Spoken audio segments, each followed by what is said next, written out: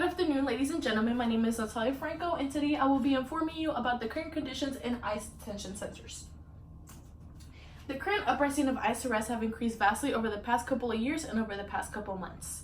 Ever since Trump came into office in 2017, him and the government have done nothing but implement laws and bills allowing and enforcing the arrest of illegal immigrants in the United States. Ever since then, ICE has made around 2,648 arrests. This includes families with children and adults, whom some of them have been separated. Not a lot of people know about the situation, being that it hasn't been very covered by the media lately. Today, in an attempt to inform you about the situation, I will be explaining to you and describing to you the situations that these immigrants are being forced to live in.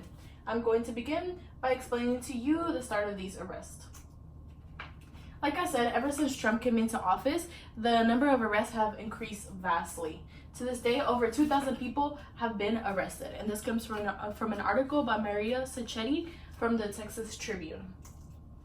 Not only that, but the director of ICE, Matthew T. Albans, says he plans to keep on making these arrests. In that same article, he is quoted saying, "We're patient and will continue to pursue these cases."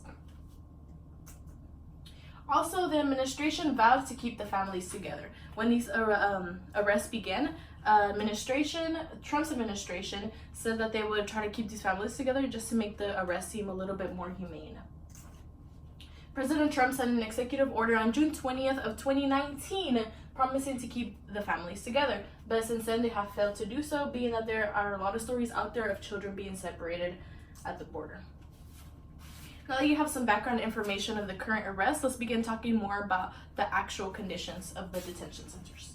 Both regular citizens and professionals meaning lawyers and just big government people, are trying to raise awareness by shining light to the problem. They're trying to make it out there, being that some of them have a big platform. They're trying to bring it to the social media, and a lot of people are also organizing big events such as protests. Toby DeLuca, a lawyer that went to go visit one of these detention centers, said that it was so bad that the mothers would save any bottled water they could get and use that to mix with the baby formula.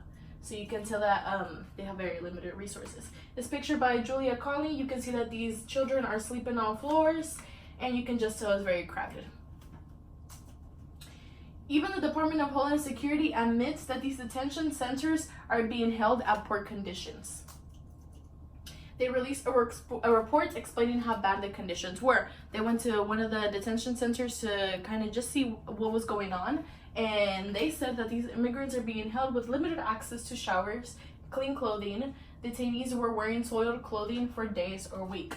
Not only that, they also said that they are being held at poor conditions, including overcrowding, flu outbreaks, and a lack of clean clothes.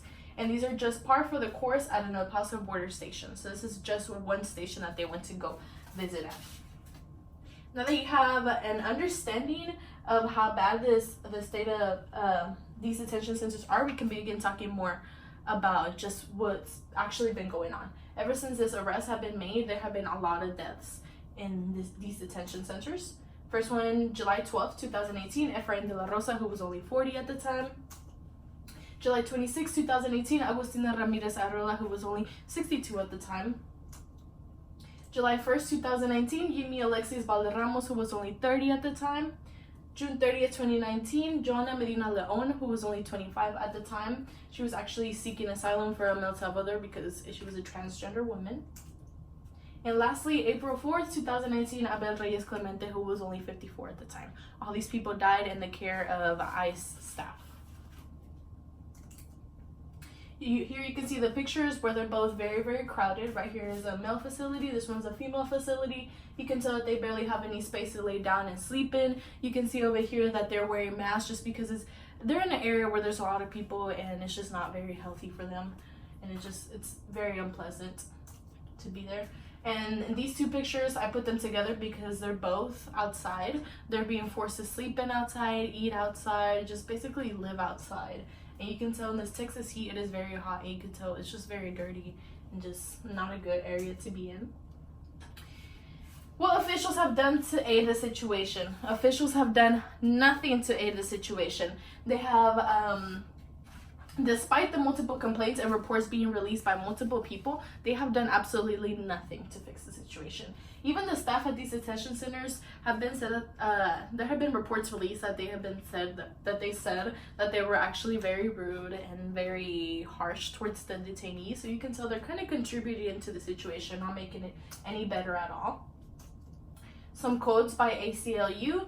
There are no regulations or enforceable standards regarding detention conditions, including medical treatment, mental health care, religious services, transfers, and access to telephones, free legal services, and library materials. The quote says they implicate the Fourth Amendment's protection against unreasonable searches and seizures, the constitutional guarantee of due process, and the constitutional guarantee of equal protection and freedom from discrimination based on race, ethnicity, and national origin. Conclusion. Now that you have a full apprehension of the horrible conditions that these immigrants are being forced to live in, let me just run through what we discussed today. First, we discussed that ICE detention centers are being preserved and inadequate conditions. Second, we also discussed that Trump coming into office has increased the number of arrests being made. Third, we have discussed that there have been multiple deaths in the care of ICE officials, and that officials are doing absolutely nothing. In conclusion, I have provided you with an in-depth understanding of what immigrants are currently going through. If you would like to find out more information and even attempt to help these people out, I have also included this link where you can go and find protests in your area. Thank you for your time.